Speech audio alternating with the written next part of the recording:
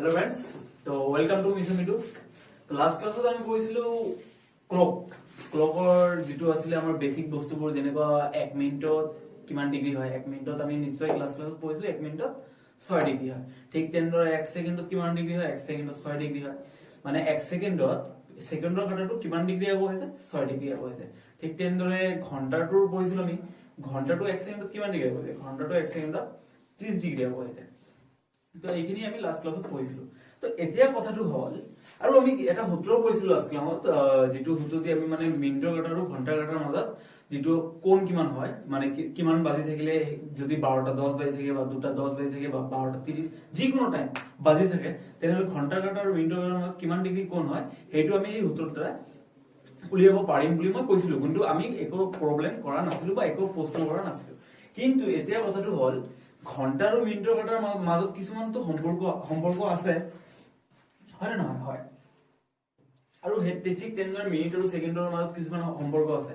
এতিয়া কথাটো হল যে মিনিটৰ কাটা যদি 1 মিনিট মানে 6 ডিগ্ৰী আগুৱাই যায় তেনেহলে ঘণ্টাৰ কাটাটোৰ ওপৰত কি প্ৰভাৱ পৰে বা ঘণ্টাৰ কাটাটো কিমান ডিগ্ৰী আগুৱাই যায় হেতু আমাৰ জানিব লাগিব। হেতু আমাৰ বহুত ইম্পৰ্টেন্ট কথা। তো কথাটো হল যদি এইটো আমাৰ ঘড়ীটো আমি ধৰি লৈছো, ঠিক আছে? 1 2 3 4 5, ঠিক আছে? তো এতিয়া তোমালোকে ঘড়ীত চাবা মিনিটৰ কাটাটো অলপ ডাঙৰ থাকে। তো ধৰি লোৱা মিনিটৰ কাটাটো ইয়াতে আছে, সৰি,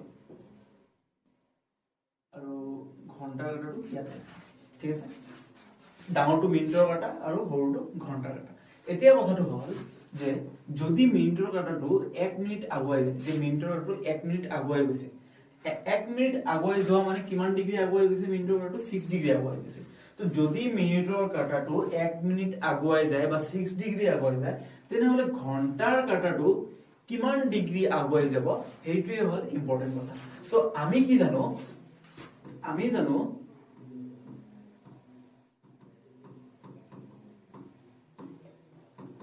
1 ঘণ্টাত কিমান ডিগ্ৰী হয় 1 ঘণ্টাত 30 ডিগ্ৰী হয় 30 ডিগ্ৰী। এটো আমি লাস্ট ক্লাসত পঢ়িছিলো, তোমালোকে নিশ্চয় জানা। যদি যি আজি নতুন চাই আছে ভিডিওটো হেতে অনুগ্ৰহ কৰি লাস্টৰ ভিডিওটো চাই লব, তেতিয়া এইটো বস্তু বুজাত সুবিধা হ'ব, ঠিক আছে? তো 1 ঘণ্টাত 30 ডিগ্ৰী আমি কি জানো 1 ঘণ্টাত 60 মিনিট হয় না নহয়? হয়, 1 ঘণ্টা 60 মিনিট। তো এতিয়া আমি কি লিখিব পাৰো 1 ঘণ্টাত 60 মিনিট, 60 মিনিটত কিমান ডিগ্ৰী হ'ব 30 ডিগ্ৰী। তাৰ মানে মিনিটৰ কাটাটো যদি 60 মিনিট মানে মিনিটৰ কাটাটো এটা কমপ্লিট ৰোটেশন কৰে তেনেহলে ঘণ্টাৰ কাটাটো কিমান ডিগ্ৰী আগুৱাই যায় 30 ডিগ্ৰী আগুৱাই যায়। ঠিক এতিয়া আমি এনেকে লিখিব পাৰিম যে 1 মিনিট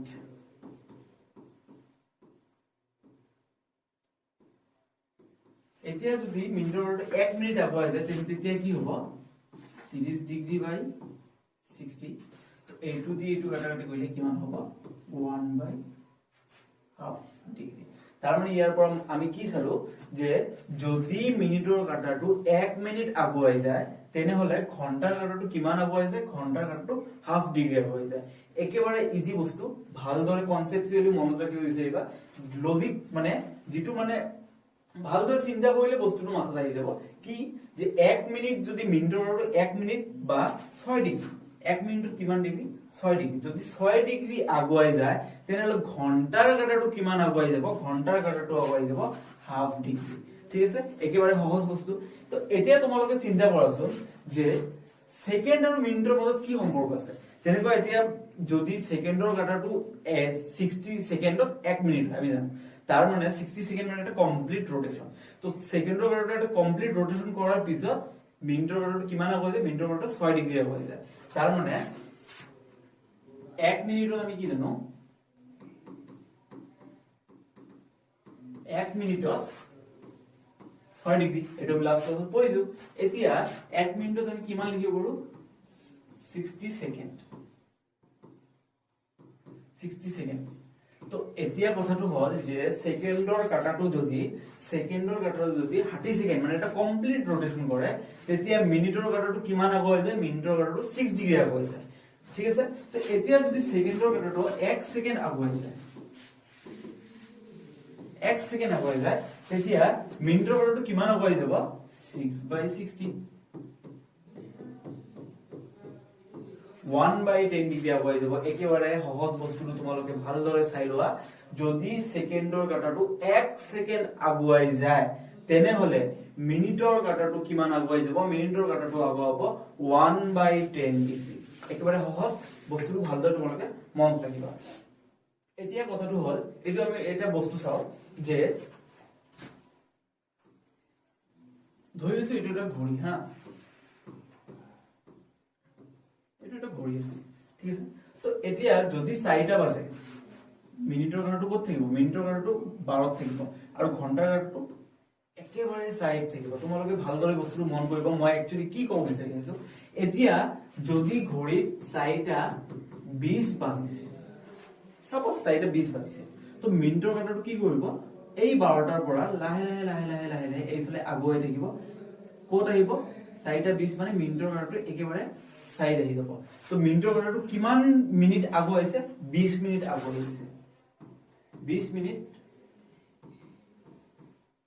আগুৱাই গৈছে আমি জানো এইটো তো এতিয়া 20 মিনিট আগুৱাৰ পিছত ঘণ্টাৰ কাটাটো নিশ্চয় অলপমান এইফালে আগুৱাই আহিব ঠিক আছে তো ঘণ্টাৰ কাটাটো যদি অলপমান এইফালে আগুৱাই আহিব কিমান ডিগ্ৰী আগুৱাই আহিব হেতু আমাৰ চাব লাগিব এতিয়া আমি অলপ আগতে কি হলো অলপ আগতে আমি পাইছিলো যে 1 মিনিট যদি মিনিটৰ 1 মিনিট আগুৱাই যায় ঘণ্টাৰ কাটা কিমান আগুৱাই যায় হাফ ডিগ্ৰী ঠিক আছে তো ইয়াতে মিনিটৰ কাটাটো কিমান আগুৱাইছে 20 মিনিট তো 20 মিনিটত কিমান হ'ব যদি মই কৈছো এতিয়া যদি 1 মিনিটত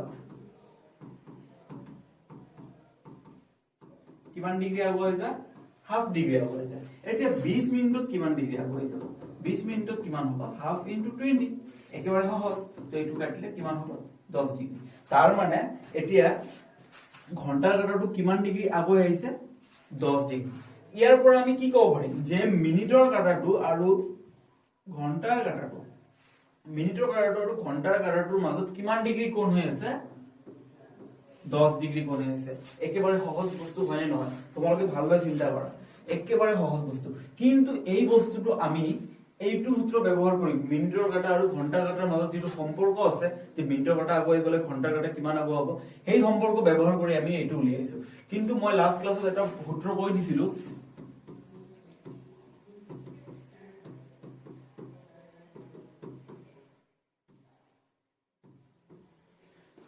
তো এই সূত্ৰটো ব্যবহাৰ কৰি আমি বাকি বহুত কেটা প্ৰশ্ন কৰিম এই সূত্ৰটো ব্যবহাৰ কৰি তো নেক্সট ক্লাছত আমি নিশ্চয় এই সূত্ৰৰ ওপৰত কিছুমান প্ৰশ্ন কৰিম আৰু কিছুমান কনসেপচুৱেল প্ৰশ্ন থাকিব সেইবোৰ আমি সমাধান কৰিম তো আজিৰ কাৰণে এইখিনিয়ে তোমালোকে চেনেলটো সাবস্ক্ৰাইব কৰি দিবা ভিডিওটো লাইক কৰিবা আৰু কথাটো হ'ল নিজৰ ফ্ৰেণ্ডৰ লগতো ভিডিওটো শেয়াৰ কৰি দিবা যাতে অকল তোমাৰে নহয় তোমাৰ ফ্ৰেণ্ডৰ কিবা সুবিধা হওক ঠিক আছে তো আজিৰ কাৰণে এইখিনিয়ে ধন্যবাদ